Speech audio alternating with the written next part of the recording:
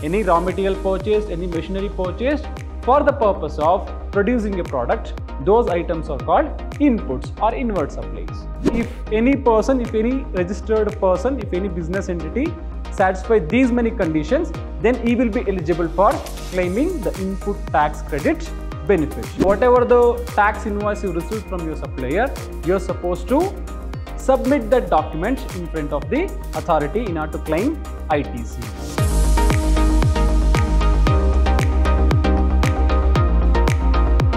Hello everyone, I am Arun Kumar, lecturer in Department of Commerce and Management, Vidyashram First Grade College, the Temple of Excellence, Mysore. Dear students, welcome to this new chapter, that is input tax credit, which is there for 6th semester BCom students who are studying under University of Mysore. Dear students, in this session we will be knowing about input tax credit and eligibility and conditions for taking input tax credit under section 16 of CGST Act, and ineligible input tax credit, that is section 17 of subsection 5, and documents for availing ITC. So in this session we will be discussing about this 4 topics. So moving on to the topic, first we have to know what is input tax credit. So before getting to know the meaning of input tax credit, first we have to know the meaning of input. Okay, so first we have to know the meaning of input. So what is input? See, input is nothing but any raw materials. Input is nothing but any raw materials used for producing a product. Any raw materials used for producing a product, those raw materials or any machineries purchased for the purpose of producing a product is called input. So as a business entity, we have to purchase some inputs, that is raw materials, machineries, what and all we required to produce a product. So we are supposed to purchase those kind of items, the inputs. So whatever the tax you are going to pay on those inputs, that is called input tax. So input is nothing but the raw materials or the inputs, materials purchased to produce a product, that is called input. Then what is input tax? Input tax. So input tax is nothing but the tax paid on inputs, that is the tax paid on machineries or raw materials and so on. For example, you are purchasing a raw material, like you are purchasing cotton. You are purchasing cotton, raw cotton, to produce thread and a shirt piece and then a shirt. So on raw cotton you paid 100 rupees of tax. So whatever the tax you are paying on raw cotton of rupees 100 rupees, this is called input tax. So you are purchasing cotton to produce a clothes. So the tax paid on the cotton is called input tax. So what is input tax credit? Now this is the question. What is input tax credit? So we paid the tax as a business entity. I purchased some inputs and I paid some tax on that input. But I am not using the product. I am not using the final product what I am going to produce. So who is the user of the final product? Consumers or the customers. So who is liable to pay the tax to the government? Who is liable to pay tax to the government? It is consumers or customers. Why they have to pay? Because GST is a destination based tax. GST is a destination based tax. So the person who is going to use the product, that person is supposed to pay the tax. The person who is going to use the product or purchase the product, that person is liable to pay the tax. So as a business entity, whatever the tax I paid on inputs, that tax I can set off the tax amount with the final output tax. So on what you will pay output tax? On final product. So you purchase cotton input and you paid 100 rupees of tax. So now you've converted that cotton into shirt. You converted the cotton into shirt. On shirt you are supposed to pay 200 rupees of tax. So what you will do as a business entity, you will not pay 200 rupees on the final product. You will pay only 100 rupees. Why? Because on inputs you have already paid 100 rupees of tax, and on the output material, that is on the finished goods, you are supposed to pay 200. So what you will do? You will take credit of 100 rupees on final output tax. So what is the remaining balance? 100. So this 100 rupees is supposed to be payable by the business entity. So this is how the input tax credit system works. So if it comes to formal way of explaining the input tax credit system, so input tax credit is the core concept of GST, as GST is destination based tax. Yes, as GST is a destination based tax, ITC is a core concept in GST because every business entity is going to claim ITC. So everyone must know what is ITC and what are the conditions are supposed to be fulfilled to avail ITC and what are the documents we are supposed to submit. So it is a core concept in GST, and GST is a destination based tax. So with that intention, ITC have more weightage. So ITC avoids cascading effects of taxes and ensures that tax is collected in the state in which goods or services or both are consumed. So if the person is consuming the goods, if any person is consuming the goods, it makes sure that the tax is collected from that person, not from the business entity. So moving on to know meaning of input tax credit. So what exactly it means now? Input tax means taxes paid on inward supply of inputs. Yes, taxes paid on inward supply of inputs. Inputs, as I said, any raw material purchased, any machinery purchased for the purpose of producing a product, those items are called inputs or inward supplies. So input tax means taxes paid on inward supply of inputs, capital goods and services. The taxes paid on inputs are available for set off against the taxes payable on outward taxable supply. Taxes payable on outward taxable supply. So whatever the tax you paid on input, whatever the taxes you paid on input, you can set off this input tax against the output tax. You can set off the input tax against the output tax. This is the meaning of input tax credit. So what we will do in input tax credit? We are going to pay some tax on inward supply, that is on inputs, and at the end, while we are paying the outward tax, we are going to set off the tax whatever we paid on inputs. So that is called input tax credit with respect to GST. Next, to know the eligibility and conditions for taking input tax credit. Yes, simply they won't give you the input tax credit benefit. You have to satisfy some conditions. So which are those conditions?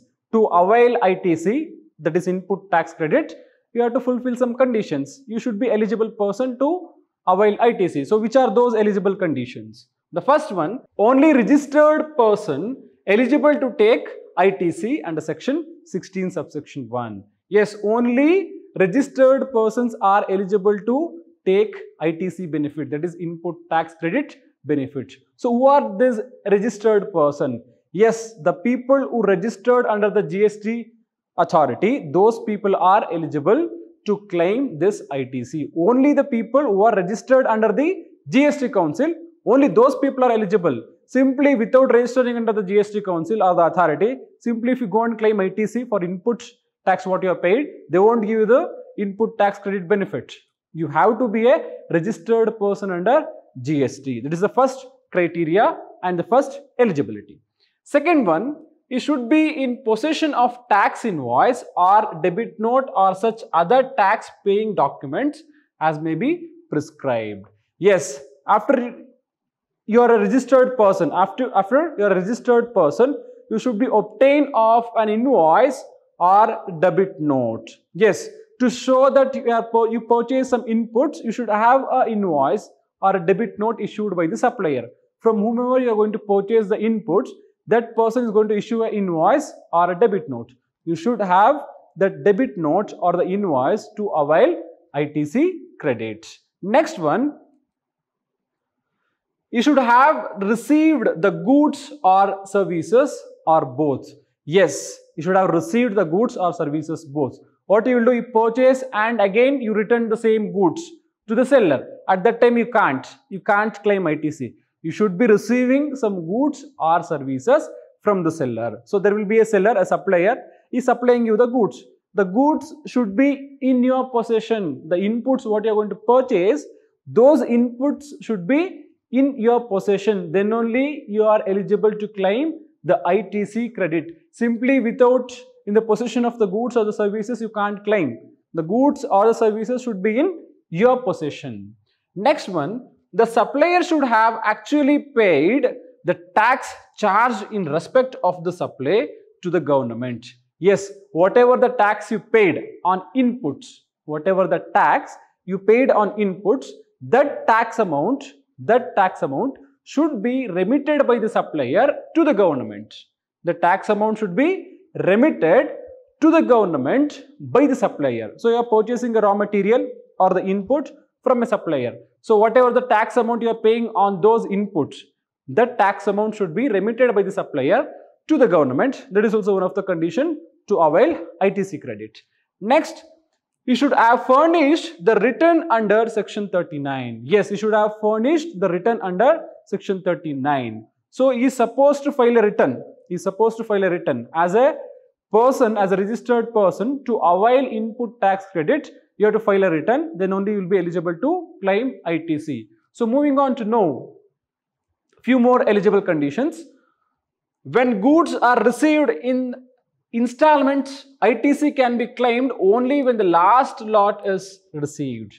Yes, if the goods are received in installments, okay, you asked for 1 ton of raw material, okay, you asked for 1 ton of raw material. What the seller will do, he will send the raw material in 3 installments. So in first installments 300 kgs, in first installment 300 kgs, second installment 300 kgs, and the last installment 400 kgs.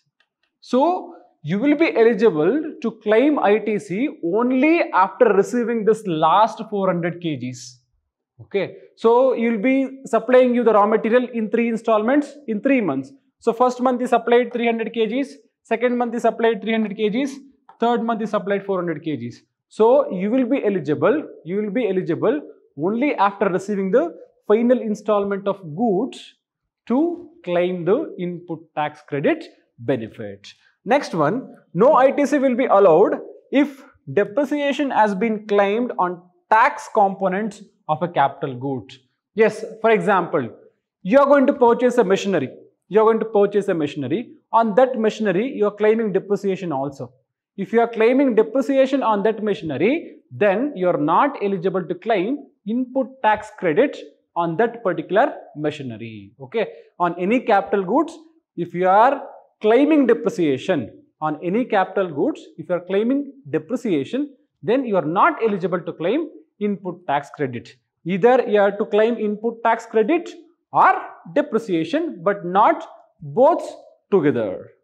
Next one, where the goods against an invoice are received in lots or installments, the registered person shall be entitled to take credit upon receipt of the last lot or installment. Yes, as I said in the previous point, the person who is receiving the goods in installment, that person is supposed to claim the ITC only after receiving the last lot or the last installment of the goods. Before that, he can't claim the input tax credit. Next one, the payment should have been made within 180 days from the date of issue of invoice. Yes, the supplier is going to give you the invoice. You are supposed to make the payment. You are supposed to make the payment within 180 days of receiving the goods. Within 180 days of issue of invoice. If the supplier issue the invoice on January month, like 1st January, then you are supposed to pay the amount. You are supposed to make the payment before July. Okay, before starting of the July.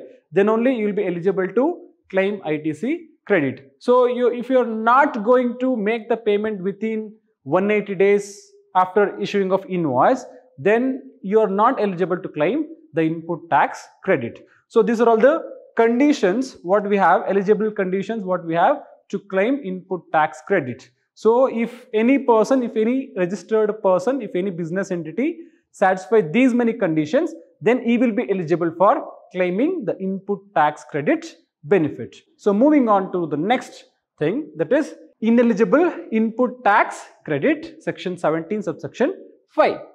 Motor vehicles except when they are supplied in the course of business. Yes, if the motor vehicles are purchased for the purpose of business.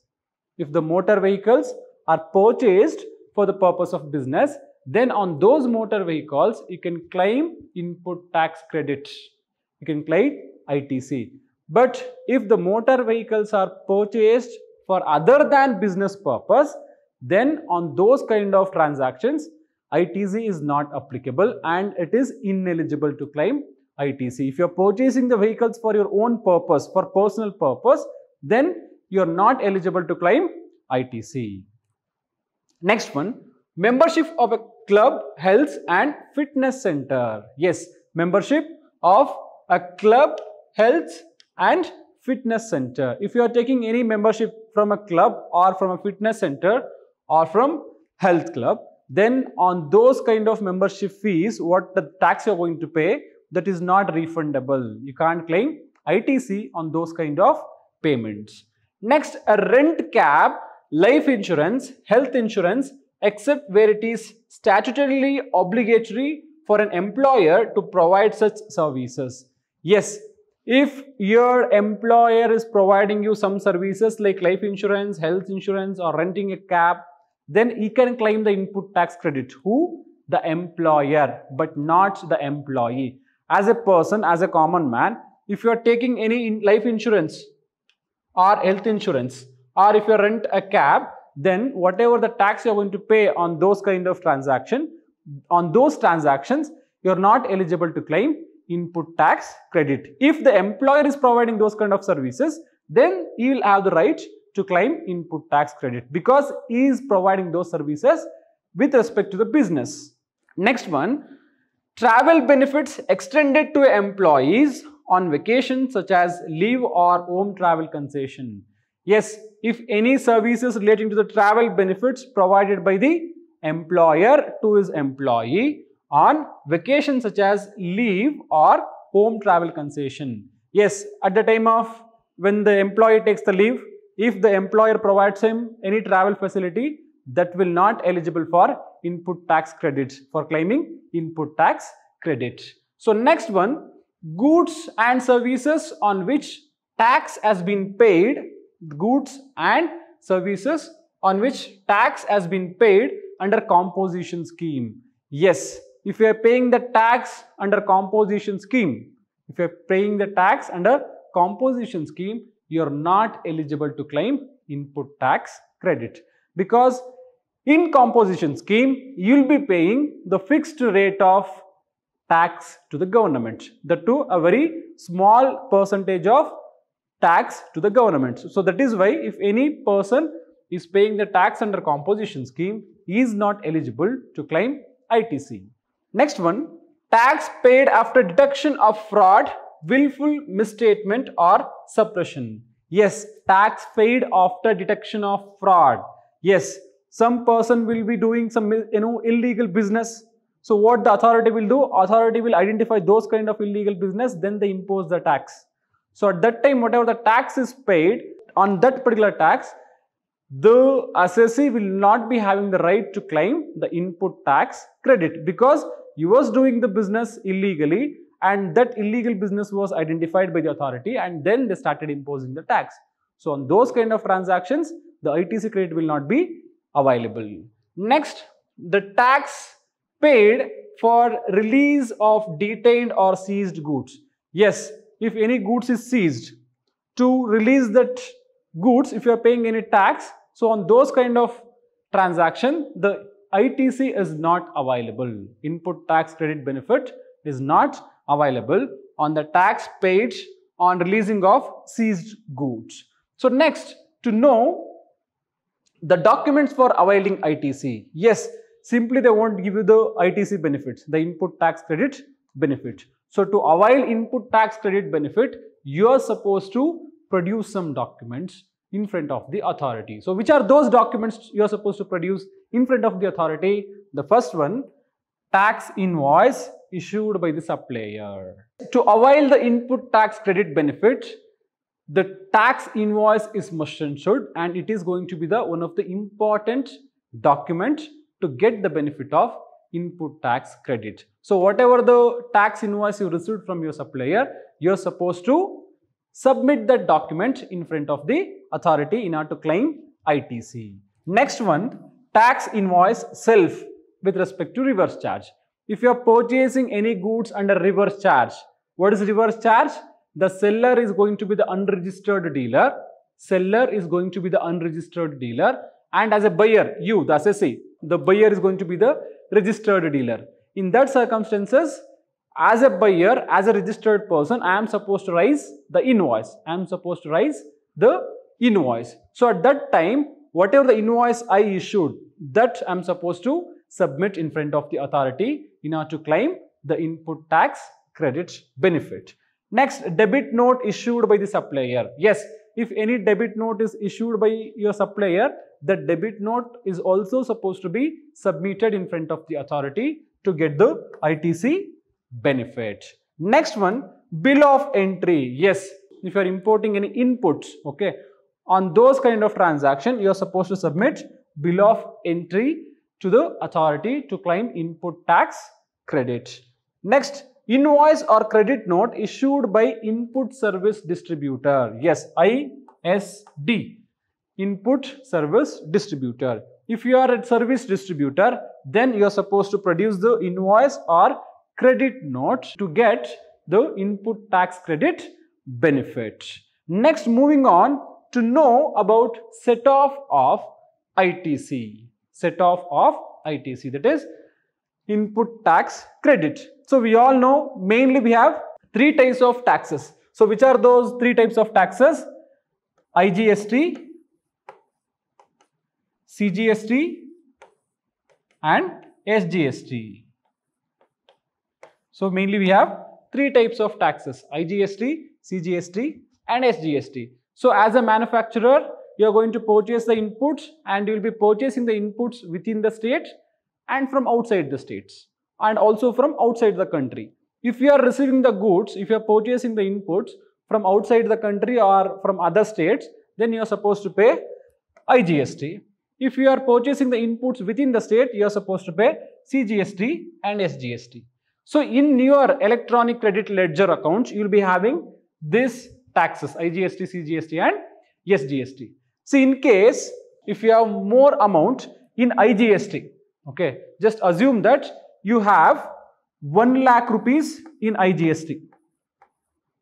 You have 1 lakh rupees in IGST and 10,000 rupees in CGST and 10,000 rupees in SGST. Okay. So here you have 1 lakh rupees of credit, and you can set off the outward tax with respect to the IGST. You can set off the outward tax, whatever the outward tax you are supposed to pay under IGST. Still, if you have the balance in your IGST account, you can set off the CGST. If you have the balance, you can set off CGST. Still, after paying the CGST outward tax, still you have some more balance in your IGST account, you can set off SGST. Okay. So whatever the IGST input tax you have in your account, so you can set off that excess amount with CGST and SGST. Next, CGST. If it comes to CGST, if you have excess amount in CGST account, after setting off the CGST outward tax, you can set off it with IGST. Okay, you have excess amount in CGST account. If you have very shortage in IGST, you can set off that IGST with CGST excess amount. But you can't set off the CGST excess amount with SGST. That is the rule made by the government. Next, if you have excess amount in SGST, you can set off the shortage of IGST. If you have excess amount in SGST, you can set off the shortage in IGST. So if you have excess amount in IGST, you can set off CGST then SGST. If you have excess amount in CGST, you can set off IGST but not the CGST. And if you have excess amount in SGST, you can set off IGST and not CGST. So now again we take one more example. So IGST, CGST and SGST. So we have 3 taxes. So what is the ITC you have in your account? Let us say you have 1 lakh rupees here in IGST, and in CGST you have 40,000, and in SGST you have 60,000. Okay. So in your ITC account, in your input tax credit account, you have 1 lakh rupees, 40,000 and 60,000. Now you are supposed to pay the output tax. Okay. You are supposed to pay output tax. So here under IGST, you are supposed to pay the output tax of 40,000, and under CGST, you are supposed to pay the output tax of 50,000, and under SGST, you are supposed to pay the output tax of 30,000. Okay. So you purchase some raw materials and you paid some taxes with respect to raw materials, and whatever the tax you paid on raw materials, that is on inputs, that will be credited to your account after submitting all the required documents. So under IGST you have 1 lakh rupees of input tax, and CGST you have 40,000 rupees of input tax, and SGST you have 60,000 rupees of input tax. Now you are supposed to pay the output tax. So how you will pay output tax? You are going to set off the output tax with input tax. So you have 1 lakh rupees, but what is the output tax payable? 40,000. So still what is the remaining balance you have? Still you have 60,000 rupees in your IGST account after paying 40,000 rupees of output tax. Next, CGST. So you are supposed to pay 50,000, but in your CGST account you have 40,000. So still how much you are supposed to pay? Still you have to pay 10,000 rupees. You have shortage of 10,000 rupees under CGST account. Next, under SGST account, in your account, in your ITC account, in electronic credit ledger, you have 60,000 rupees of balance. What is the amount you are supposed to pay output tax? It is 30,000. So in your account you have 60 and you are supposed to pay 30,000. Still you are going to have the balance of 30,000 after paying the outward tax of 30,000. Okay. Here in IGST we have the balance of 60,000. We can set off the shortage of 10,000 under CGST from IGST. So now what I will do? I will take 10,000 rupees from here. From 60,000, I will take 10,000 rupees to set off CGST shortage. So what is the remaining balance here? After minusing 10,000, the remaining balance is 50,000. So here, what is the balance we have? No balance, it is nil. Next year, what is the balance we have? Balance 30,000. So finally, after adjusting, after setting off the taxes, what is the balance we have here? We have 50,000 rupees of balance under IGST and 0 balance with respect to CGST and 30,000 balance with respect to SGST. So this is how we are going to set off the input tax credit with respect to IGST, CGST and SGST. So I hope all of you understood the meaning of input tax credit and eligibility and conditions for to avail input tax credit and ineligible input tax credit, and also about set off of ITC. So thank you all for watching the video. For more videos, keep watching. Until then, thank you.